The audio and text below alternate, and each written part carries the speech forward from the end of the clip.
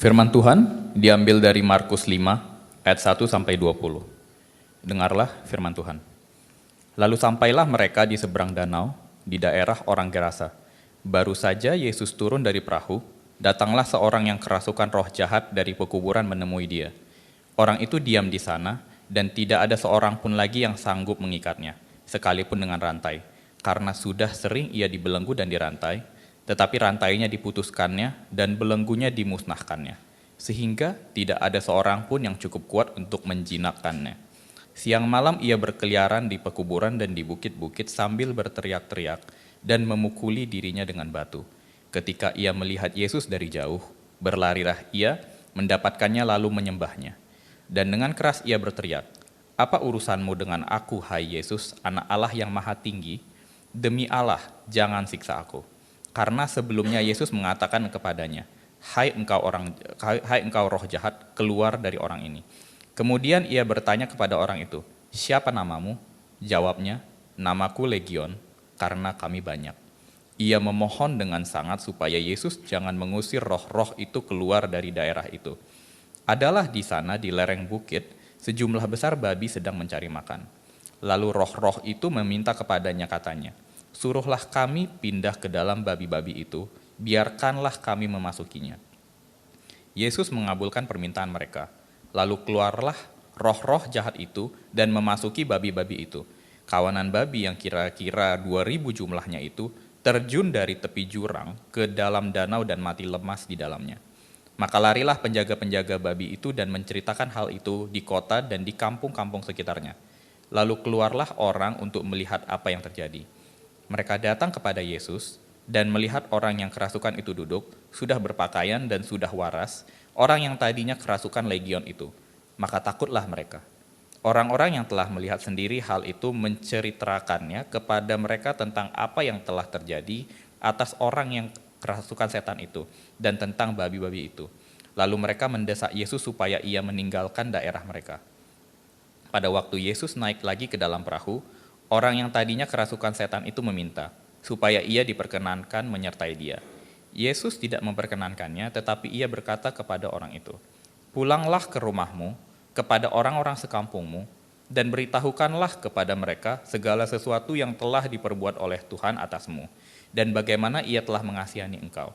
Orang itu pun pergilah dan mulai memberitakan di daerah Dekapolis segala apa yang telah diperbuat Yesus atas dirinya, dan mereka semua menjadi heran. Demikianlah firman Tuhan.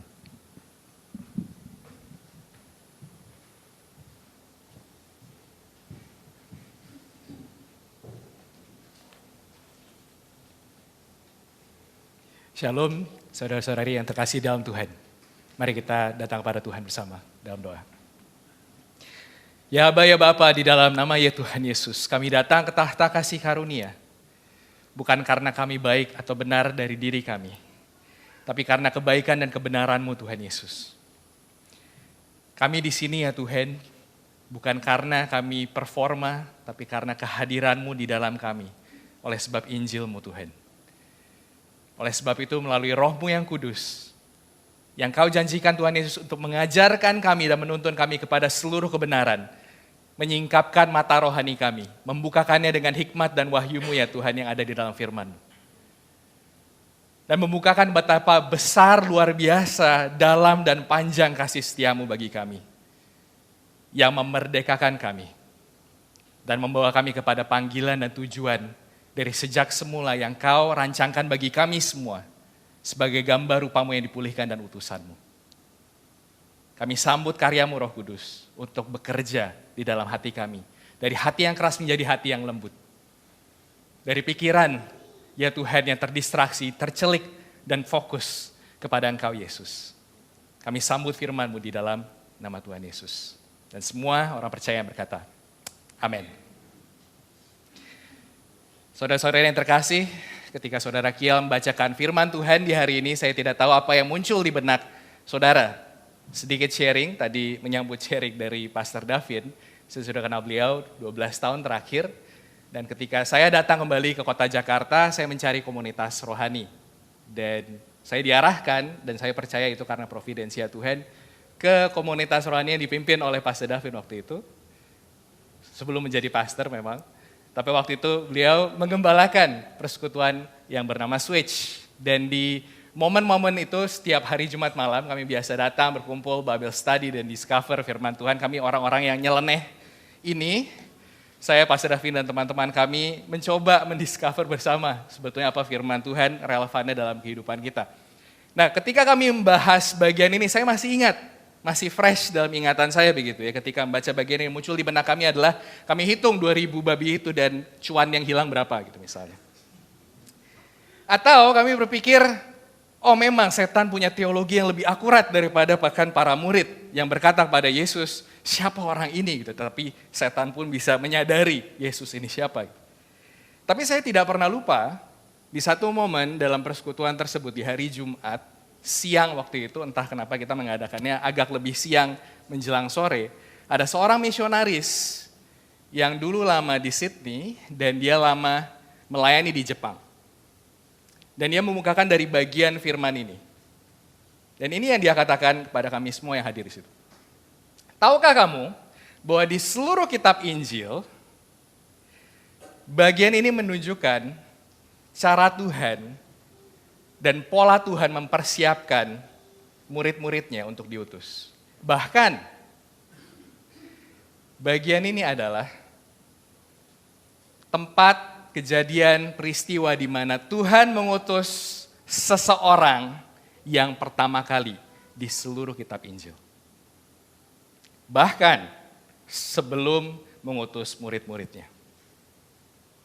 Jadi bagian ini dicatat di dalam bagian Injil Matius, Markus, dan Lukas. Kecuali di bagian Yohanes. Ketiga Injil sinoptik menunjukkan bagian ini. Dan semua peristiwa utamanya tertera di dalamnya. Di setiap 3 Injil sinoptik. Di dalam Matius dikatakan ada setidaknya 2 orang yang kerasukan. Tapi ada kesengajaan kenapa Injil Markus menunjukkan kepada 1 orang saja. Dan apa yang terjadi ketika orang itu dibebaskan, dimerdekakan. Karena Tuhan melakukan sesuatu yang blow the mind para murid. Bahwa orang seperti ini sanggup dimerdekakan Tuhan dan lalu segera diutus. Dan inilah pola yang kita lihat berkali-kali di dalam kitab Injil. Bahwa Tuhan Yesus memerdekakan seorang dengan sebuah intensi, kesengajaan, dan tujuan untuk setiap pribadi yang ia merdekakan akan dia utus. Selama 8 tahun terakhir, saya melayani dan mendampingi gereja-gereja lokal di Indonesia dan Asia Tenggara. Dan kadang kami bertanya kepada para pastor dan para gembala, kalau misalnya tidak ada gedung dan fasilitas dan program dan semua sarana dan prasarana yang kita pakai di setiap mungkin Jumat, Sabtu, atau Minggu, apa yang tersisa dari gereja lokal ini? Bagaimana menurut saudara? Apa yang tersisa di dalam gereja lokal ini tanpa program, fasilitas, dan kerutinitasan yang ada di dalam gereja lokal ini? Jawabannya sangat banyak. Karena di dalam waktu ibadah kita yang 80 menit ini, setiap 10.000 menit yang kita semua hidupi, kita adalah gereja yang diutus Tuhan, dimanapun kita berada. Dan itulah polanya. Kita datang kepada Yesus, dan kita mengalami kuasa kemerdekaan Injil lagi dan lagi dan lagi. Dikalibrasi lagi dan lagi-lagi dengan kuasa Injil. Kita diingatkan di satu momen, mungkin sekitar 80 menit, mungkin ada yang 120 menit. Tapi untuk sisa 10.000 menitnya, kitalah gereja yang disebarkan oleh Yesus ke tengah dunia. Dan menjadi utusannya. Dan kita lihat pola ini di bagian ini. Saya mengundang Bapak Ibu untuk tetap membuka Alkitab ataupun Alkitab saudara. Dan melihat dan membayangkan bagian ini. Sebagai konteks, sebelum kita recap kembali bagian firman yang baru dibacakan oleh saudara Kiel, konteksnya adalah para murid datang ke Gerasa dengan baju yang basah. Kenapa? Mereka baru saja menghadapi badai yang mengancam nyawa mereka sampai mereka berkata, pedulikah engkau Tuhan terhadap kami. Dan Tuhan Yesus menenangkan badai, dan segera setelah Yesus menenangkan badai, hadirlah mereka di Gerasa. Jadi baru satu momen mereka mengalami kejadian yang mengancam nyawa mereka, sampailah ke kejadian yang benar-benar menghancurkan semua paradigma yang mereka miliki dan dibesarkan sebagai orang Yahudi. Ada satu konteks lagi, sebelum badai itu terjadi, Tuhan Yesus mengajarkan tentang perumpamaan benih yang ditabur ke 4 jenis tanah. Tanah yang keras, tanah yang berbatu, tanah yang bersemak belukar, dan tanah yang subur. Yang dikatakan akan berbuah 30, 60, 100 kali lipat.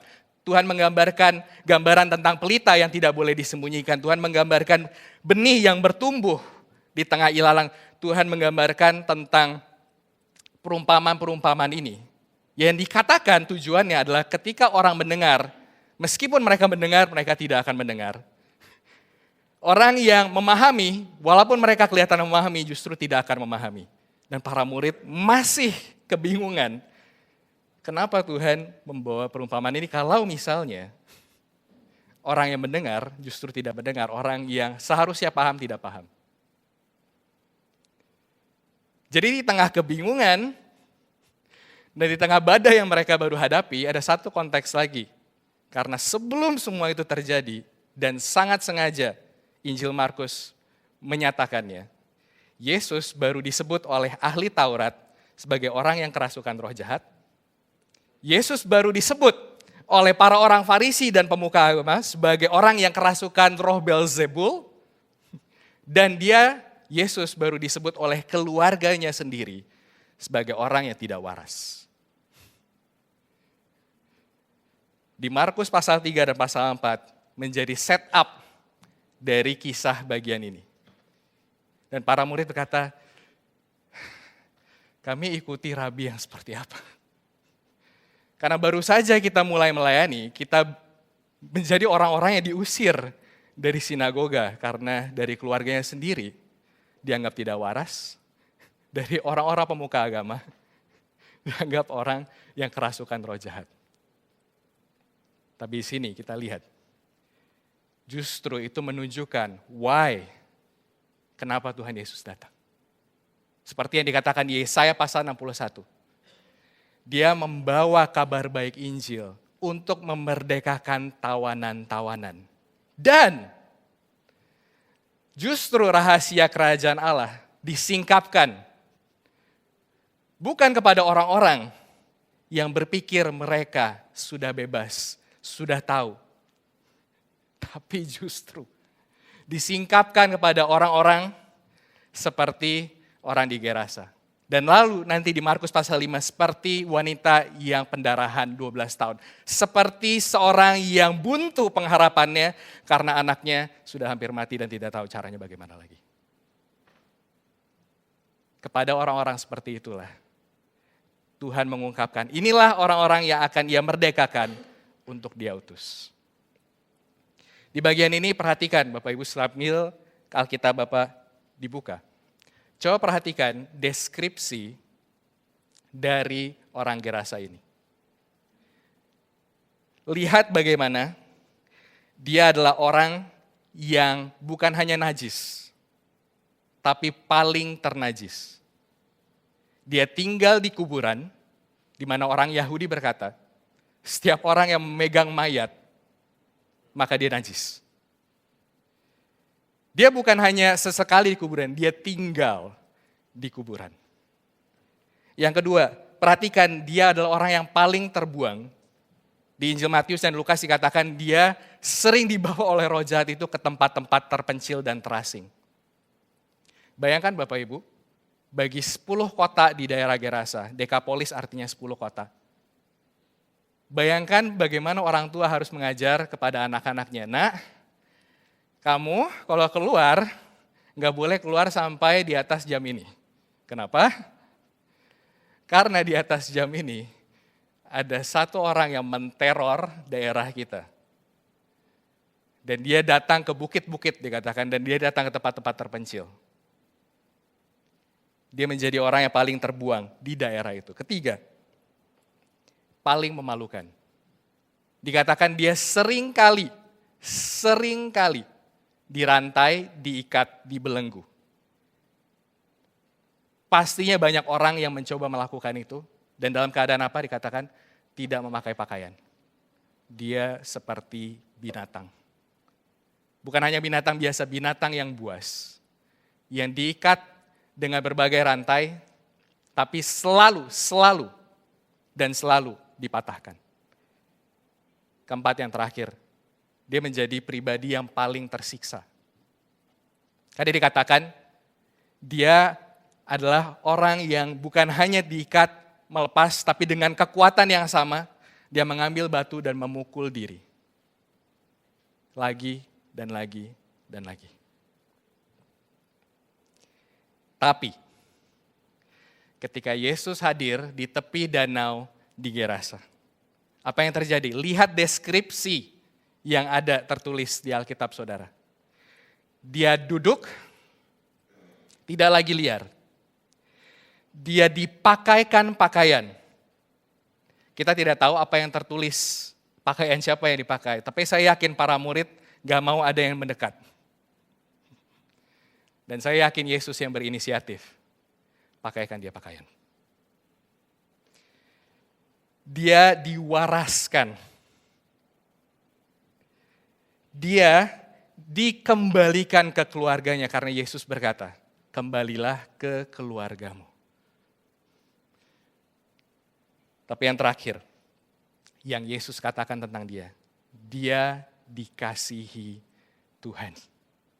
Karena dikatakan, beritakan apa yang sudah Tuhan lakukan bagimu dan bagaimana kamu dikasihi Tuhan. Perhatikan Bapak Ibu, dari semua deskripsi yang dikatakan tentang orang-orang yang Tuhan Yesus layani, ada dua hal yang selalu dia tunjukkan. Kepada orang yang lumpuh, dia katakan, hai anakku, dosamu diampuni, di Markus pasal 2. Kepada wanita yang pendarahan 12 tahun, dia katakan, daughter, hai anak perempuanku. Kamu sudah, imanmu menyelamatkanmu. Kepada anak perempuan dari Yairus, dia katakan, anak bangun, talitakum. Itu semua bersumber dari kasih Bapa yang berkata kepada dia di Markus 1 ayat 15, hai anakku yang kukasihi, kepadamu aku berkenan.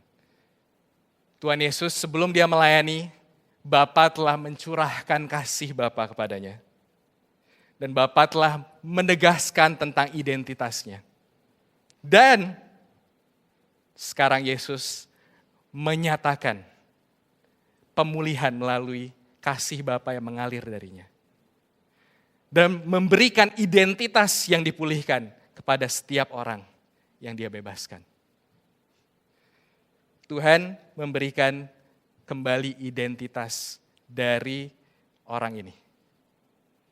Nah, perhatikan Bapak Ibu. Kenapa Tuhan Yesus melakukan ini? Ini untuk Bapak Ibu, ini untuk meyakinkan para muridnya dan kita semua di sini sekarang, bahwa jurang sedalam apapun, belenggu sekuat apapun, tidak sebanding pada kuasa Kristus yang memerdekakan.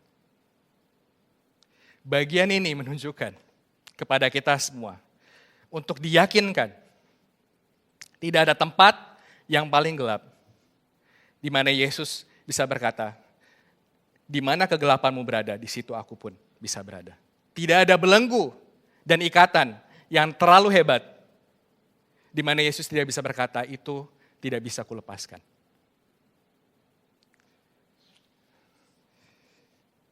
Perhatikan dan bayangkan bagaimana orang ini yang telah mengalami semua tadi, tersiksa, memalukan, terbuang, ternajis. Tapi apa yang terjadi? Dia waras, dipakaikan pakaian, kembali ke keluarga dan mendapat identitas kembali sebagai pribadi yang dikasihi Tuhan. Kalau Bapak Ibu lihat, saudara-saudara lihat, teman-teman lihat, pola di dalam Alkitab, ini sebetulnya cara bersaksi. Karena bayangkan, ketika si orang yang baru dibebaskan dari roh-roh jahat itu datang kembali ke keluarganya, apa yang dia bilang? Tadinya aku telanjang, lihat sekarang. Aku berpakaian. Tadinya aku dibelenggu, lihat sekarang. Hanya bekas rantainya, tidak ada rantainya. Lihat sekarang. Tadinya aku tidak bisa waras, tapi sekarang aku kembali sebagai anakmu dan keluargamu. Lihat sekarang. Aku tadinya yang tersiksa, sekarang aku membawa pengharapan. Ada pribadi yang mengubahkanku di tengah semua ini. Dan saya yakin pribadi ini dapat melakukan hal yang sama bagi semua orang. Kita lihat Yohanes 9, sama. Orang yang berkata, tadinya aku buta, sekarang aku melihat. Itulah cara dan pola yang Tuhan lakukan untuk kita bersaksi, sesederhana itu. Sama seperti si orang buta di Yohanes 9 yang bisa berkata, aku buta sekarang aku melihat. Karena siapa? Yesus. Sama seperti orang ini juga akan bisa berkata demikian. Maka Bapak Ibu, dalam bagian ini saya mengundang partisipasi rekan-rekan. Saya akan mengambil pause sejenak. Dan Bapak Ibu bisa melihat di dalam worksheet Bapak Ibu. Seorang mentor berkata hidup kita dijembatani dan dibelah oleh salib Kristus. Ada hidup kita yang before Christ, seperti kalender dunia dan sejarah kita, dan ada kalender kehidupan Anno Domini, di mana setelah Kristus menjumpai kita. Sekarang, sebut setidaknya atau catat setidaknya, kalau Bapak Ibu memiliki pen, atau mental note atau dengan HP saudara. Bagaimana Bapak Ibu akan menceritakan kehidupan Bapak Ibu before Christ dan Anno Domini. Saya tulis seperti ini. Dulu saya keras dan pahit, tapi hati saya sekarang dilembutkan. Dulu saya candu terhadap segala macam hal, game dan pornografi, tapi saya diberi kebebasan dalam mental dan pikiran saya. Dulu saya malu dan menyembunyikan semua itu tanpa semua orang tahu. Bahkan dengan pelayanan dan keagamaan. Tapi sekarang aku sadar aku anak yang dikasihi Tuhan. Dan aku bebas untuk menceritakan supaya orang lain yang masih dalam tempat yang sama boleh keluar dari tempat itu karena Yesus. Saya undang teman-teman, Bapak Ibu, coba mengingat. Sebelum Anda dijumpai Yesus, bagaimana kehidupan saudara? Apa kata-kata yang mendeskripsikan saudara? Dan bagaimana Yesus telah membawa keluar dari gelap pada terangnya yang ajaib? Seperti apa kehidupan saudara sekarang? Karena dengan cara itulah, Tuhan sebetulnya sudah mempersiapkan setiap kita menjadi utusannya. Tuhan sudah mempersiapkan saudara, Bapak Ibu, untuk menjadi utusannya. Dengan karya kemerdekaan dalam setiap masing-masing kehidupan saudara. Tapi di sini saya mau memberikan sebuah peringatan. Saya sedikit sharing, saya punya satu TV series favorit bernama The Chosen. The Chosen itu sebuah TV series tentang kehidupan Kristus dan murid-murid. Tidak sepenuhnya akurat persis seperti di Injil, ada creative license yang dipakai dalam TV series itu untuk menunjukkan bagaimana dalam sisi perspektif kreativitas tapi juga sesuai dengan Alkitab, kira-kira hidup orang-orang yang dibebaskan, disentuh oleh Yesus itu hidupnya seperti apa. Di episode kedua season yang pertama, Maria Magdalena baru saja dibebaskan dari roh-roh jahat. Dan dia ditemui oleh Nikodemus. Nikodemus bertanya kepada Maria, bagaimana kamu bisa seperti ini, kamu waras, kamu baik, kamu bahkan mau merayakan Sabat. Dan Maria menoleh karena waktu itu sudah hampir Sabat dan dia berkata seperti ini. I was one way, but now I'm completely different. And the thing that happened in between was him. Aku dulu adalah pribadi yang sangat berbeda dan sekarang aku sangat diubahkan. Dan ada satu momen dan pribadi yang ada di tengah itu menjembatani. Pribadi itu adalah dia. Dan dia seperti bersaksi kepada Nikodemus. Berkata bahwa kamu bisa mengalami hal yang sama. Dan setelah itu Maria berkata Shabbat Shalom Nikodemus. Dan dia pergi. Dan Nikodemus termenung, syok, dan hanya bisa menatap dengan tatapan kosong. Kenapa? Karena dia menyadari sewaktu di momen Syabat, dia mengundang orang-orang yang dia mau impress, dia mau orang yang terhormat, yang datang kepadanya orang-orang ahli Taurat dan pemimpin agama, dan dia sendiri kan, ngapain aku mengundang mereka? Dia terjebak dalam keagamaannya. Dia terjebak dalam statusnya, dia terjebak dalam reputasinya. Tapi dia melihat Maria yang baru saja dimerdekakan dari roh jahat, memiliki sukacita dan kebebasan yang dia tidak miliki. Sama halnya di Markus. Di seluruh konteks bagian ini setelah itu, Yesus menunjukkan kontras karena orang-orang Nazaret yang kenal dengan dia, bahkan keluarga dan sanak saudaranya sendiri, menolak dan tidak percaya.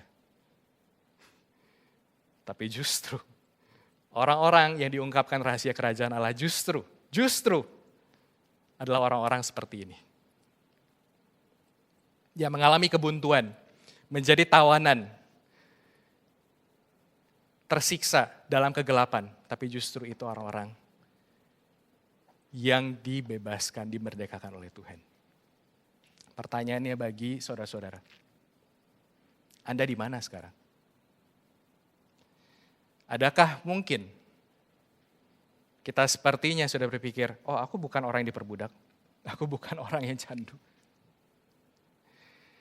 Tapi sebetulnya masih ada bagian hidup saudara yang Anda simpan dan belum dimerdekakan, karena Anda belum rela bagian itu Anda serahkan pada Tuhan. Tapi justru di bagian itulah Tuhan Yesus mau menyatakan kuasa kemerdekaannya. Jangan tunda dan jangan tunggu. Di momen ini, berkatalah di hati saudara. Saya mungkin kelihatan baik di luar, tapi saya orang yang terbelenggu di dalam. Ada hal-hal yang Tuhan tunjukkan yang saya tidak mau lakukan, ada kenyamanan yang masih saya simpan dan saya tidak mau lepaskan, yang menghalangi saya untuk berjalan di dalam rancangan Tuhan. Tapi momen hari ini, Tuhan aku serahkan itu padamu. Jangan tunda, Bapak Ibu. Bagian yang kedua dan lebih singkat. Perhatikan bagaimana Tuhan mengutus. Di sini ada satu bagian yang sangat unik Bapak Ibu, karena jika Bapak Ibu perhatikan, di sini ada 3 permohonan yang menunjukkan kenapa Yesus mengutus orang ini. Pertama, ada permohonan setan. Oh iya, setan memohon kepada Yesus. Apa yang dia mohonkan? Masukkan kami kepada ribuan babi itu. Dan perhatikan, Yesus mengabulkan permohonan roh-roh jahat. Itu yang dibilang di dalam firman Tuhan. Di dalam Matius ada hal yang lebih jelas. Dikatakan roh-roh jahat itu mohon agar tidak diutus ke tempat yang dikatakan di Lukas, jurang maut. Tapi lebih baik kami ke babi-babi itu. Yang akhirnya juga pergi terjun ke jurang. Permohonan yang kedua ketika semua babi-babi itu jatuh tenggelam, apa yang terjadi? Bayangkan 2.000 babi, berarti ada setidaknya puluhan penjaga babi itu, Bapak Ibu. Karena nggak mungkin satu orang menggembalakan 2.000 babi. Menyebar ke kampung-kampung dan kota itu, dan mengundang semua orang, ayo lihat apa yang orang ini lakukan. Dan berbondong-bondong orang ini memohon, permohonan yang kedua, untuk Yesus keluar. Dalam bahasanya, keluarnya itu definitif, jangan kembali lagi ke tempat ini. You're not welcome here anymore, once and for all, seperti itu. Yesus tidak diizinkan satu tapak sekali lagi di Gerasa. Itu maksudnya. Dan Yesus mengabulkan permohonan mereka, dia kembali lagi perahu. Ingat, ini adalah pribadi yang baru menenangkan badai dan topan. Ini pribadi yang baru hanya dengan kuasa dan sabdanya saja, diam dan pergi, ribuan roh jahat ini taat dan pergi. Permohonan yang ketiga. Ingat, roh jahat memohon, Yesus mengabulkan. Orang-orang yang menolak dan mengusir dia once and for all, Yesus mengabulkan. Permohonan ketiga. Bapak Ibu perhatikan, di ayat 17 sampai 20. Orang Gerasa ini yang sudah waras, sudah berpakaian, sudah dipulihkan, sudah dimerdekakan, sudah dibebaskan, punya kesaksian yang sangat luar biasa, dikatakan, aku mau menyertaimu.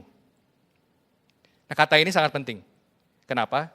Karena Yesus berapa pasal sebelumnya dikatakan dia baru memilih murid-murid untuk menyertai dia. Berarti orang ini berkata, aku mau menyerahkan hidupku untuk menjadi muridmu seumur hidupku. Apa yang Yesus katakan? Permohonannya tidak dikabulkan. Kalau Bapak Ibu menjadi pembaca ini tanda tanya besar seharusnya. Why? Why? Ada satu momen di sini kita harus lihat teologi dalam kerajaan Allah dan Mesias. Karena di bagian ini Yesus belum menyatakan dirinya kepada bangsa-bangsa. Yesus belum mati dan bangkit di kayu salib di kebangkitan. Dan menyatakan bahwa segala otoritas, kuasa di langit dan bumi diserahkan padanya dan pergilah jadikan murid bangsa-bangsa. Belum. Belum. Dan kemungkinan besar orang Gerasa ini bukan orang Yahudi. Kenapa? Jelas karena babi-babi, Bapak Ibu. Ini daerah non halal Bapak Ibu, daerah situ. Seluruh daerah itu Bapak Ibu.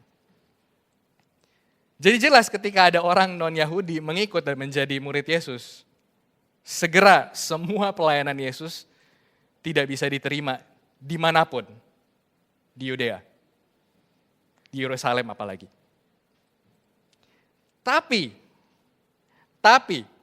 bahkan sebelum murid-muridnya diutus, Yesus mengutus orang Gerasa ini, kembalilah kepada kaummu. Pada orang-orang non-Yahudi. Kembali kepada keluargamu. Kembali pada kampungmu. Dan beritakanlah apa yang baru kamu alami barusan. Dan nyatakan identitasmu yang baru sebagai pribadi yang dikasihi Tuhan.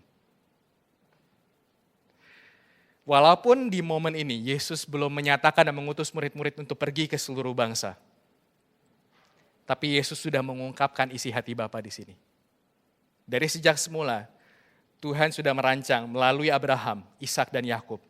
Berkat Tuhan diberikan kepada umatnya, bukan untuk disimpan sendiri, tapi menjadi berkat bagi bangsa-bangsa. Dan di sini Tuhan sudah ungkapkan dan memberi paradigma baru bagi para murid yang dibesarkan secara Yahudi untuk tidak makan babi, tidak makan hal yang non-kosher, tidak bersentuhan dengan hal yang najis seperti orang ini. Dan Tuhan Yesus mengungkapkan, kemerdekaanku terlalu sedikit jika hanya dibagikan kepada kalian. Tapi kemerdekaanku harus dialami oleh setiap bangsa. Dan dia akan menjadi instrumenku untuk membawa kemerdekaan itu kepada bangsa-bangsa lain. Dan sekarang kita melihat pola yang sama. Bukan hanya buat mereka, bukan hanya buat para murid-murid saat itu, tapi buat kita semua. Kalau saudara teman-teman bisa berkata, aku sudah dimerekakan dalam Tuhan. Maka sesungguhnya Bapak Ibu, saudara-saudari ada di tempat yang tepat, di waktu yang tepat, di profesi yang tepat, di karir yang tepat dimanapun Anda berada. Karena denganmu dan di dalammu lah dan melaluimu lah, Tuhan mau menyatakan karya Injil dan kuasa kemerdekaan yang sama kepada orang-orang sekitarmu. Lihat bagaimana orang Gerasa ini berangkat dari bukan hanya keluarga dan kampungnya, tapi dikatakan dia pergi ke seluruh Dekapolis. Gak nanggung Bapak Ibu, 10 kota dia babat habis.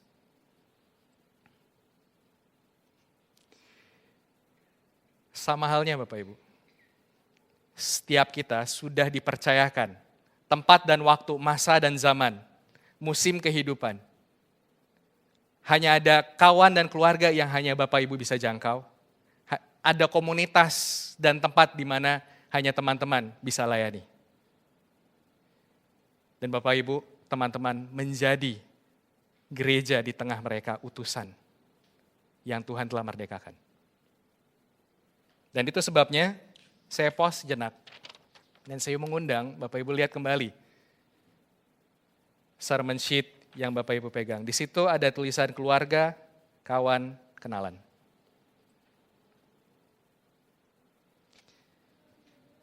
Kalau Bapak Ibu, teman-teman, sudah mengalami kemerdekaan Injil, siapakah di antara keluarga, saudara, dan teman-teman yang belum mengalaminya dan memerlukan apa yang sebetulnya saudara telah miliki di dalam Tuhan? Masih adakah kawan? Kawan ini berarti bukan orang asing Bapak Ibu. Ini orang yang dekat, sudah kenal. Sahabat dari Bapak Ibu yang belum mengalami dan memiliki apa yang Bapak Ibu sudah alami. Anugerah yang bukan kalian perjuangkan, tapi yang Tuhan Yesus inisiatifkan dalam hidup kalian. Tuhan mengundang Bapak Ibu untuk berinisiatif bersamanya. Menyampaikan apa yang telah Bapak Ibu alami. Adakah kenalan yang berarti mungkin Bapak Ibu baru hanya kenal lewat saja. Mungkin di kantor, mungkin di kampus, mungkin di tempat di mana Bapak Ibu sering shop dan play. Mungkin di tempat di mana Bapak Ibu dan teman-teman biasa berkomunitas di luar komunitas ini, mungkin ada hobi. Tempat dimanapun Bapak Ibu mendapat kenalan. Karena kepada mereka juga Tuhan mempercayakan mereka kepada Bapak Ibu dan teman-teman. Saya tulis sini setidaknya 3 masing-masing. Keluarga, kawan, kenalan. Saya kenal seorang ibu dari Papua. Ketika kami men-sharingkan hal yang sama dan melatih mereka, coba pikirkan ini. Dia menulis bukan hanya 3, bukan hanya 9, bukan hanya 30. Dia menulis 400. 400 nama. Kenapa? Dia seorang diaken gereja, tapi baru pertama kali dia mengalami Injil. Dan baru pertama kali bahwa ini bukan soal keagamaan. Ini soal dimerdekakan oleh pribadi dan mengenal dia. Bukan hanya nanti sewaktu mati, tapi sekarang. Bisa mengalami kehadirannya. Dan membawa kehadirannya melalui kabar baik yang dia bisa beritakan. Jadi bilang semua orang harus tahu. People must know. Dan dia tulis semua orang yang dia tahu. Dan dia betul-betul bagikan kepada semua orang itu.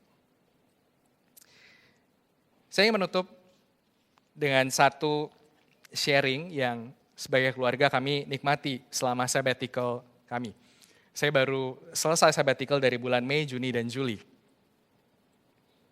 Di bulan Juli ada teman yang men-sharingkan kepada kami sebuah aplikasi bernama Sight and Sound.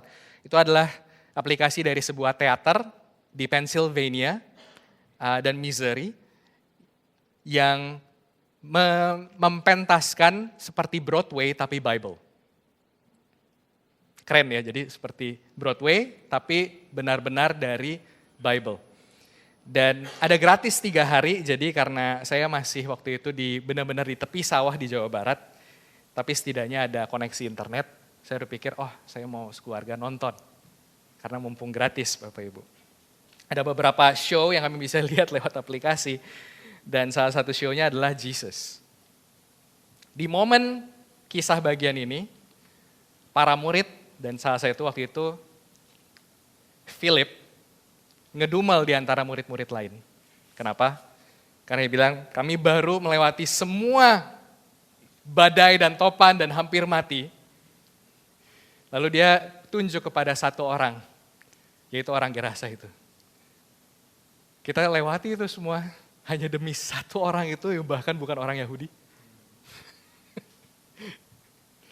Apa kita gak buang-buang waktu, bahkan kita resikokan nyawa kita. Apakah ini waktu terbaik untuk memakai pelayanan kita? Lalu satu-satu persatu, dan salah satu murid, Nathanael, datang menghampiri Philip, pegang pundaknya. He left the 99 to find me the one. I was the one. Now he is the one. He left the 99 for you. You were the one. Now he left the 99 and he is the one. Dia meninggalkan 99, mencari aku, mencari kamu. Dan sekarang dia tinggalkan 99 dan dia mencari dia. Ini giliran dia. Bapak Ibu, jika Bapak Ibu hadir di sini, ada satu momen dalam hidup Bapak Ibu, saudara dan teman-teman. He left the 99 to seek you. Now, he left the 99 because there is one more, and one more. Dan Tuhan telah tempatkan itu di sekitar Bapak Ibu, keluarga, kawan, dan kenalan.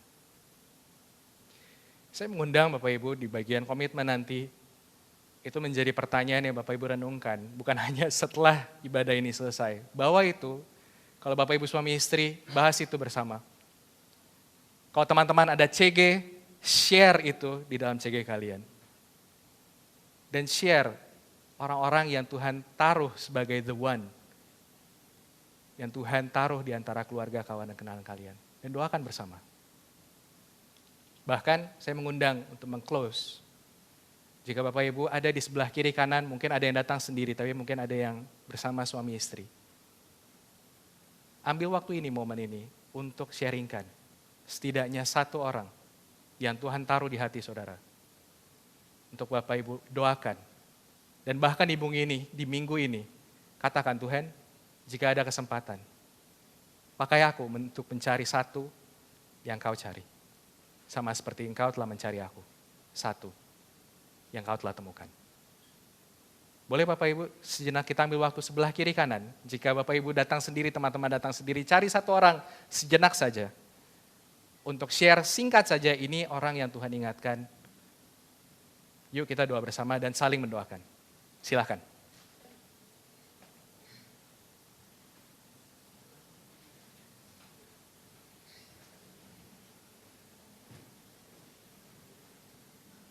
Kamu mau doain siapa? Jai mau doain Papa. Jai mau doain siapa? Kayak ingat siapa? Oh iya, yuk kita doa yuk. Bapak, kami doa buat teman-teman Joy di sekolah. Siapa namanya?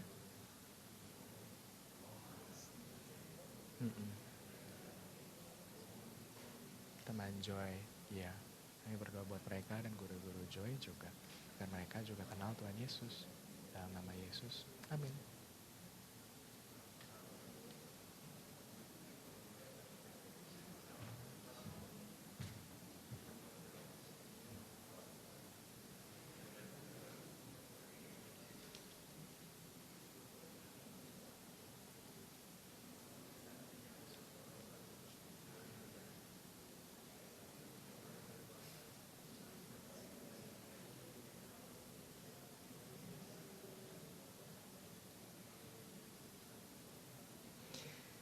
Bapa Surgawi, kami hendak mengambil waktu ini datang kepadamu, mengungkapkan dan merefleksikan kembali isi hatimu Bapa. Bapa, hatimu Engkau ungkapkan di dalam bagian ini. Lalu Yesus anakmu ya Tuhan, yang mencari dan menyelamatkan yang terhilang. Dan sama halnya, Kau Tuhan Yesus telah mengambil apa yang dialami oleh orang Gerasa itu. Yang tadinya telanjang, tapi dipakaikan, tapi Engkau, Tuhan Yesus, dilepaskan pakaianmu dan menjadi telanjang di kayu salib. Dibelenggu, tapi Engkau bebaskan dari semua belenggu. Tapi Engkau, Tuhan Yesus, dipakukan. Dua tanganmu direntakkan. Dan ketika Engkau berkata, kamu dikasih oleh Tuhan, tapi Engkau Tuhan Yesus ditinggalkan dan harus berseru Bapa, ya Allah ya Allahku, mengapa Engkau meninggalkanku?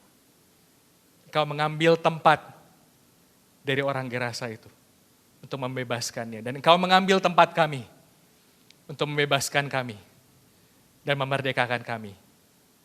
Maka kami angkat ya Tuhan nama-nama orang-orang yang Kau mau nyatakan karya pembebasan dan kemerdekaan yang sama. Sambil kami menyebut nama mereka ya Tuhan di hati kami. Kami percaya Engkau akan bekerja lebih dari yang bisa kami pikir dan doakan. Dan berkenanlah memakai kami dan mengutus kami. Dengan kuasa kemerdekaan-Mu. Di dalam nama Tuhan Yesus kami berdoa. Amin.